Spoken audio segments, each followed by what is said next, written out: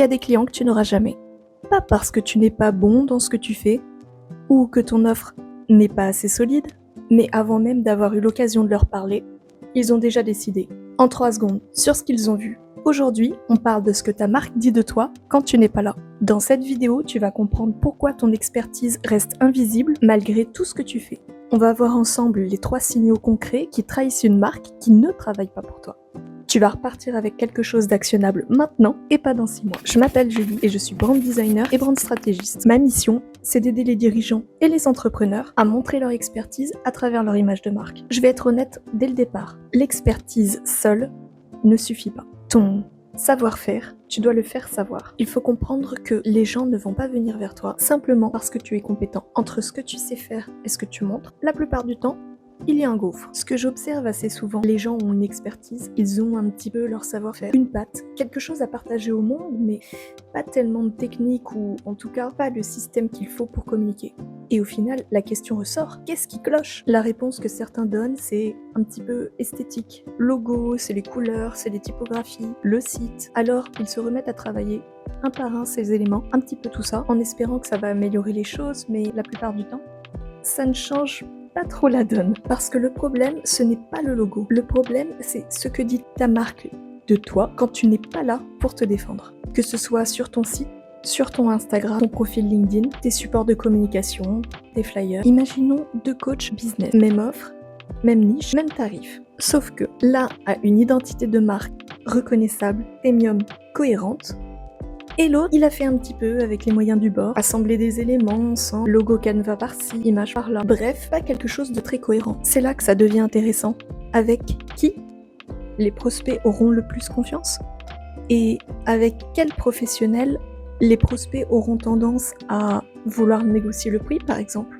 Ce n'est pas une question de jugement, c'est une question de psychologie. On juge une marque en 3 secondes. Et cette première impression, elle est presque impossible à effacer. Ta marque, c'est un actif. D'ailleurs, les marques les plus connues au monde ont bien compris. Google, Apple, Nike, leurs actifs les plus précieux aujourd'hui, ce ne sont plus les bâtiments.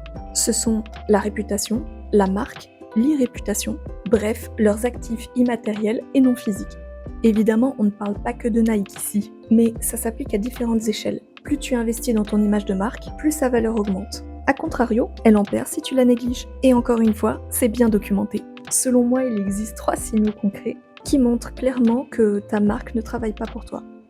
Pas comme elle est censée le faire. Tout d'abord, l'absence de positionnement visible. Quand quelqu'un arrive sur ton site, ton LinkedIn, peu importe, il comprend en 5 secondes ce que tu fais, pour qui, pourquoi, comment. Est-ce qu'il sait tout de suite quel est ton produit et s'il est fait pour lui?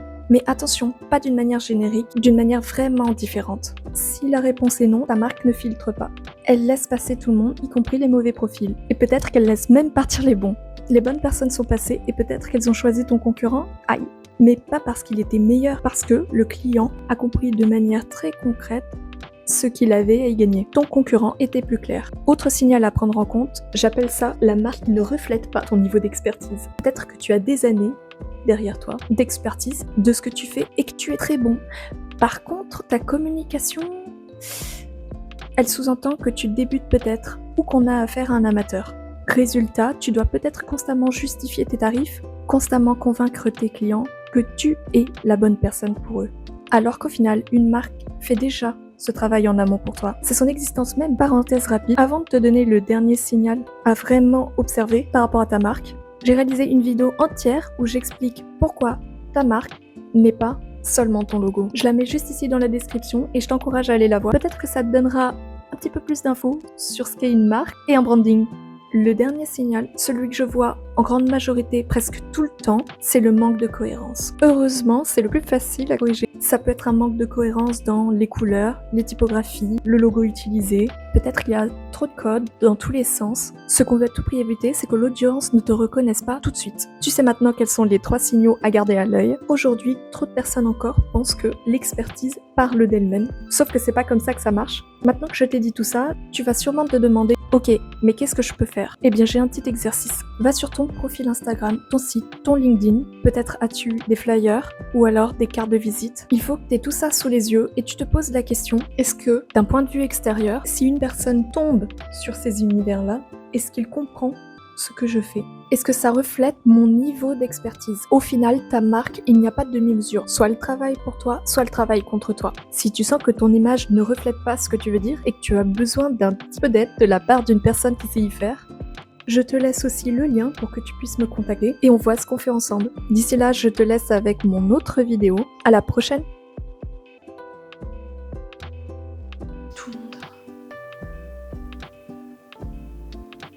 J'ai... Génial. Petite parenthèse. Tout à l'heure, pourquoi tout le monde confond tout le temps logo? À la prochaine!